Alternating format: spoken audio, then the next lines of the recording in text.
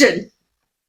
Hi, welcome back to another episode of What's the Vibe with Katie and Amy. We're rolling through some new material today, and I already know we don't have any updates. Updates.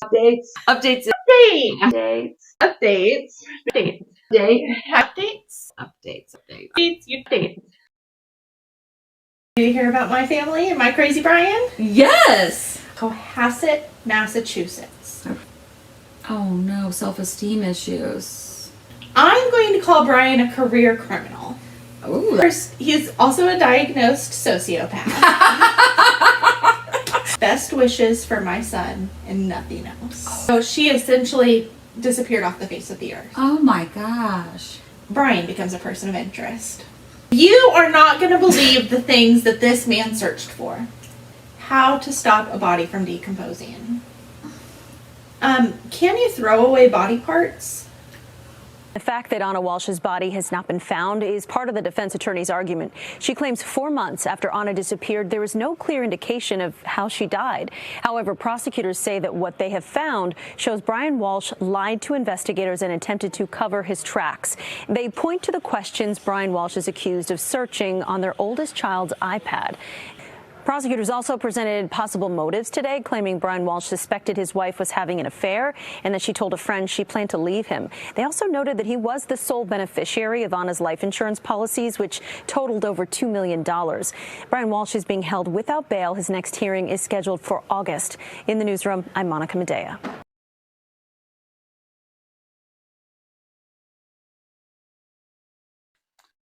Amazing Amie's. Amie Harwick was her name. Okay. Alert, Amy doesn't make it, okay? His name was Gareth Pursehouse. And the reason for it is they said he would mirror everybody. Like he was just so fake. Forced me to the ground, covered my mouth to prevent me from yelling, restrained me, slammed my head to the ground, and punched me with a closed fist. In 2017, Amy met Drew Carey, and they hit it off. Moments later, police believe that she climbed the stairs to her third-floor bedroom and was viciously attacked. Oh. She's had restraining orders against this man for 10 years. She would repeatedly say, if anything ever happens to me, it's Gareth. Yeah. I looked and looked and looked. Where's Gareth right now? Where does this stand with the trial? What's going on? Yeah. His next court date is Tuesday, May 30th. Really? All right, Mr. Clerk, if you would read the verdicts onto the record, please.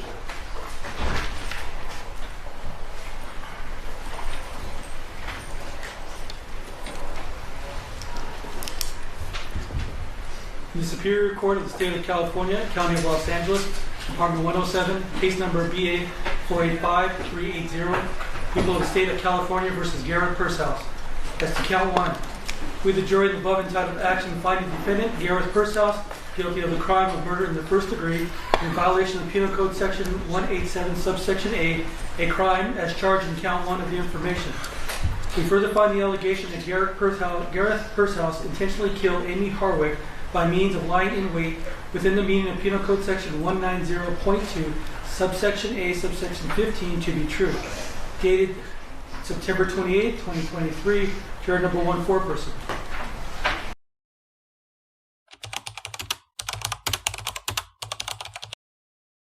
About Alexi Treviso. January of 2023, this year, 19-year-old Alexi Treviso is living in New Mexico with her family, and she's having really severe back pain. To the hospital, and she's in a room, and they start doing tests and lab work, and then you're pregnant. Okay. Say, okay, I'll show you where the bathroom is. It's just down the hall.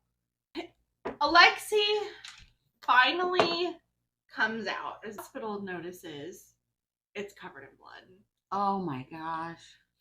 Call like a janitor to clean the bathroom. They get the trash and they open it up, and underneath some paper towel was a full-term newborn baby boy. Oh my gosh.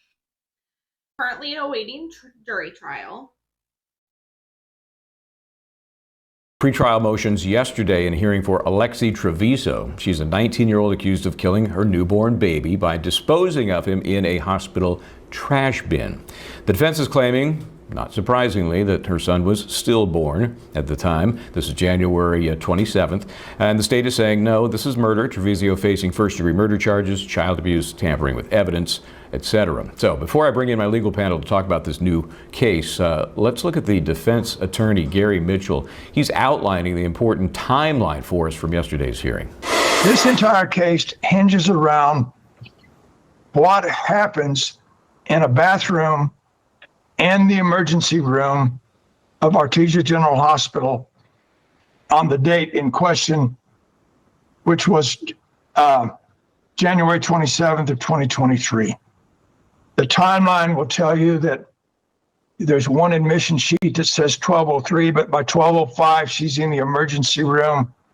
And then within a few minutes, she receives medication and through an IV, and including morphine and several other different kinds of medication. It's a timeline would reflect. Without getting into that too much, she's examined by an emergency room doctor. She has a nurse that's there. People come in. The hospital asks for a UA, and blood. They do a blood test. And by 12:51, they know that she's pregnant. And then we know, when it comes to this privilege, that according to and they happen to have a video camera or some type of camera in the emergency room part of Artesia General Hospital that shows her leaving her room. And we know from the records that at 1:39, she leaves they go in, they unhook her from the IV, let her get up. She virtually runs down the hall, trots down the hall to the bathroom. And then, according to the police report that you have from Officer Minter of the Artesia Police Department, who reviews that video and goes through it, she's in the bathroom for approximately 18 minutes and then leaves the bathroom and goes back to her room, and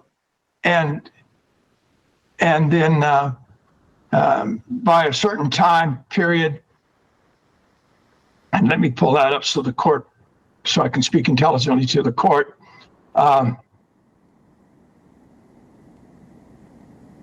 We know that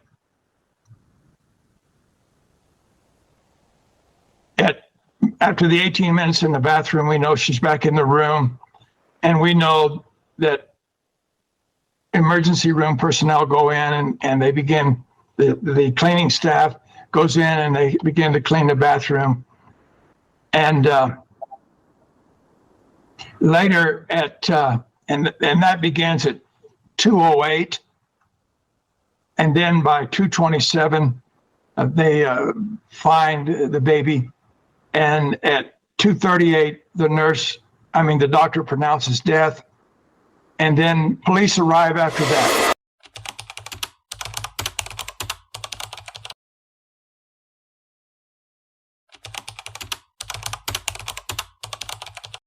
About Kouri and Eric Richins out of Utah. I thought they were brothers when they met at Home Depot. Brothers? No, this is a couple. And they get married. And they have kids. So on March 3rd, 2022, she found Eric on the floor in their bedroom, unresponsive. What the hell? Until this past Monday. Okay. When Kouri was arrested for her husband's murder. Stop. So you actually wrote this book with your children. I did. Mm-hmm. And it's only been a year. How did you process and say go from processing death to I need to write a book and help others? You know, I just watched the struggle that my kids were going through. And I actually, I went on Amazon and Barnes & Noble and trying to find something that we could use to cope at nights. Nights are the hardest, it seems like, for everybody when, dealing with anything. But I just wanted some story to read to my kids. at night. And I just could not find anything. I couldn't find anything that really, suited them or helped them find comfort and peace. And so, I was like, let's just write one. 1 month and 2 days after this television appearance, she was arrested and charged for her husband's murder. Yeah, exactly. And it's, explaining to my kid, just because he's not present here with us physically, that doesn't mean his presence isn't here with us, and he's doing these things with us. And he's, here for birthdays, and he's here for Christmas, and, and it's just comforting to them to know that, they're not living this life alone. Like, Dad is still here. It's just in a different way, a different way. Well, here's the news. We've now learned that authorities believe Eric, the late husband of Kouri Richins, had his wife's medication in his system when he was poisoned. According to recently unsealed search warrants, in addition to fentanyl in his system, quote, Eric also had a small amount of quetiapine in his stomach contents. Eric did not have a prescription for it, but his wife had a prescription as well as the pills at her home. According to the website for the Cleveland Clinic, that drug is used to treat mental health disorders, including schizophrenia and bipolar disorder, but it can have some dangerous side effects, including fever, stroke, pain, seizures, and more. The couple's 3 sons were sleeping when the 33-year-old allegedly fatally poisoned her husband with a cocktail. Joining us now is Greg Skordas, attorney for Eric Richins' family. Thank you very much for coming on the program. Appreciate it. All right, so what do you make of this new development? How damaging do you think it is?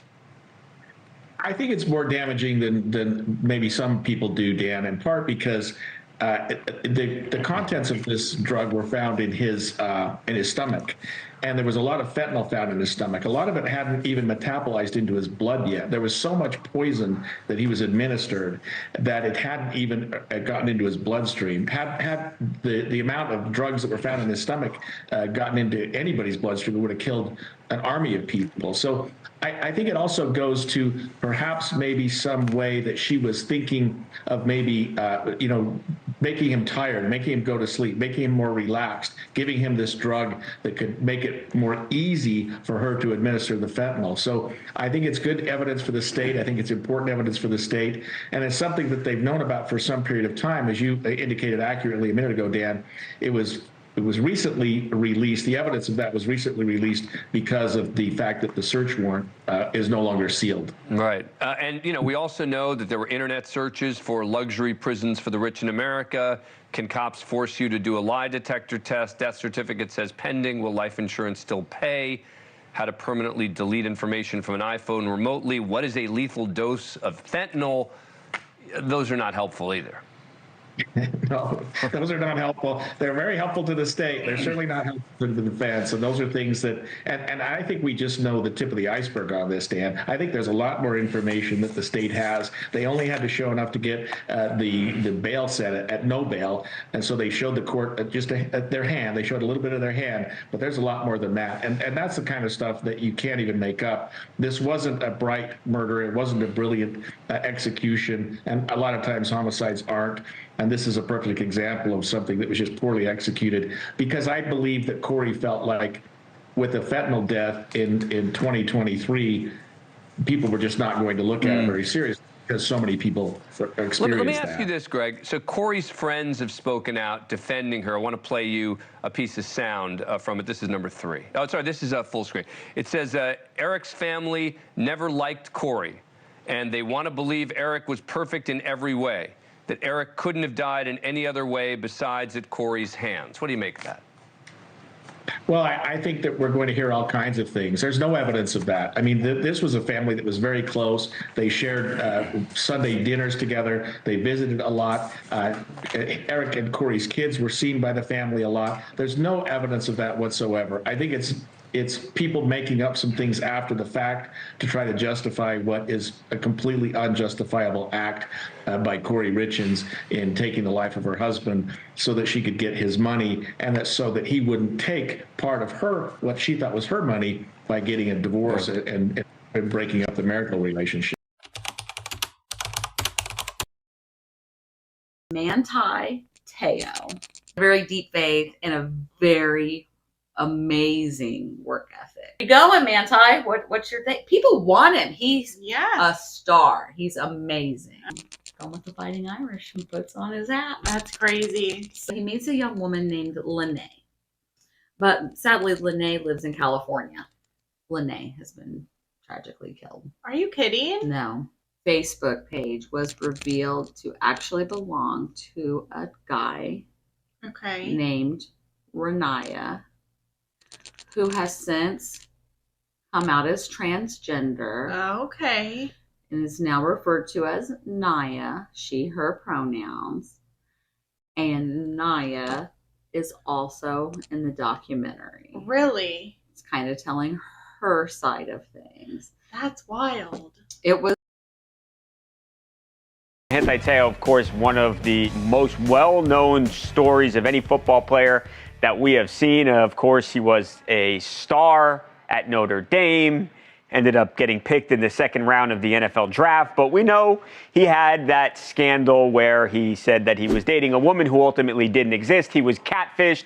There was a very popular documentary made about Manti Te'o last year, and a lot of people sort of wondering what's going on with him and whether or not we're ever going to see Manti Te'o actually play football again. He is still a relatively young guy at just 32 years old, hasn't played football in the NFL since 2020. Well, we recently caught up with Manti in Los Angeles, and we asked him that very question. We said, hey, Manti, it's been a while, been a few years now since you strapped on the pads. Are you done, or are you still looking to play the game? Here's Manti Te'o. You know, like a lot of people like, we miss you on the football field. I wonder, you see all these XFLs, USFL. Is there any part of you that's like, yo, I want to go do that again? Like, I would be interested. No, you know, I think my time on the football field, I'm playing a different game now, bro. You know, I'm playing they're trying to empower people and inspire people. I love that. That's the game that I'm playing now, and I'm trying to be the best at that. So, like maybe motivational speaking, or like in some other capacity. I think in some capacity, just to empower people. You know, to tell people that they're worth it. You know what I mean? To tell people that everything's going to be all right. Yeah. And if my life can be that for people, to show people that, hey, like it may not be sunshine and roses all the time, but if you just keep your head down and keep working and believing in yourself and putting God first, everything will be all right.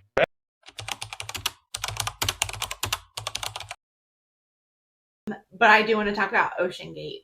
Ocean Gate! Compared to a minivan without seats, which is not very big. 96 hours of oxygen. They bolt them in so they cannot get out. The vibe was video games. Yeah, now I understand why. On Thursday morning, a robotic vehicle discovered the tail cone of the Titan on the ocean floor. The debris was consistent with a catastrophic loss of the pressure chamber. Guard says it's likely recovered human remains from the wreckage of the Titan submersibles. Debris from the Titan has been brought to the surface from the ocean floor. Several pieces of the doomed vessel were hoisted onto a pier in Newfoundland.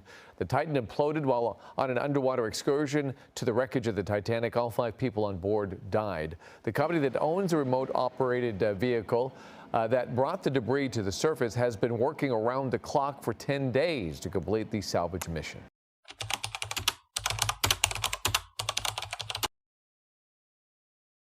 The Gilbert family, Mary Gilbert, have 4 daughters, Shannon, Sherry, Sarah, and Stevie. Would begin working as an escort. And she's saying things like, they're trying to kill me. Help me, they're trying to kill me. They find the partially dismembered remains of 3 women, an Asian man, and a toddler. What? Quarter-mile away, they find Shannon deceased. The owner of the car, Rex Hewerman, an architect and a married father of 2, was shortly later arrested in his Manhattan Midtown office after investigators matched DNA from pizza he threw outside to a hair that they found on burlap that one of the bodies was wrapped in. Today against accused Gilgo Beach serial killer Rex Heuermann. They include the murder of a fourth victim found not far from the other three women he is already charged with killing.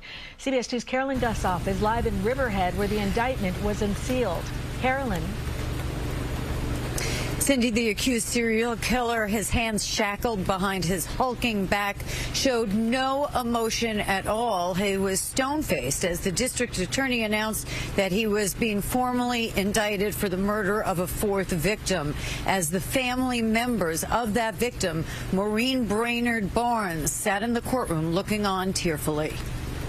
While the loss of my mom has been extremely painful for me, the indictment by the grand jury has brought hope for justice for my mom and my family. It has been 16 years since the last time I saw my sister, 16 years since I heard her voice, because 16 years ago, she was silenced. Long-awaited justice for the sister and daughter of Maureen Brainerd Barnes. When he was arrested in July, charged as the elusive Gilgo Beach serial killer, prosecutors said Rex Heuermann's DNA from discarded pizza and burner phone evidence tied him to 3 murdered women. Now add Maureen Brainerd Barnes to the list. She was an intellectual, she was a writer, she was an artistic person. She cared very deeply about the people that she loved. It's been an honor and a privilege to work these cases and to provide that, small measure of closure. The petite 25-year-old from Connecticut, a mother of 2, was working as a Craigslist escort in Manhattan and disappeared in July 2007. Her remains found 3 years later near 3 other women's bodies dumped along desolate Ocean Parkway on Long Island. Police dubbed them the Gilgo 4, all sex workers wrapped in burlap. Now prosecutors say they were all murdered at different times by Heuermann. We also recovered numerous electronic devices from the defendant, including a number of laptops, smartphones, tablets. From that, we learned that the defendant undertook numerous searches for software that could assist in erasing or wiping data from computer and digital devices. The indictment says hair in a buckle of this belt used to bind Brainerd Barnes is linked to Heuermann. DNA obtained in an energy drink from Heuermann's daughter riding a Long Island Railroad train. There's also cell phone evidence. Heuermann checked her voicemail after she disappeared. Heuermann maintains he's innocent. You're talking about a gentleman who has never been arrested before. He's a productive member of society. He's going to work every day. He's supporting his family, and he's incarcerated. And he's claiming he didn't do this. But he is looking forward to having his day in a courtroom. Also in court, Asa Ellerup, that is Heuermann's wife, and her legal team, they say that the indictment bolsters her alibi that she had nothing to do with any of these murders because she was out of the state also at the time of Maureen Brainerd Barnes' murder. Meanwhile, the DA says that this grand jury will continue to try to solve the additional unsolved murders at Gilgo Beach. In Riverhead, Long Island, Carolyn Gussoff, CBS 2 News.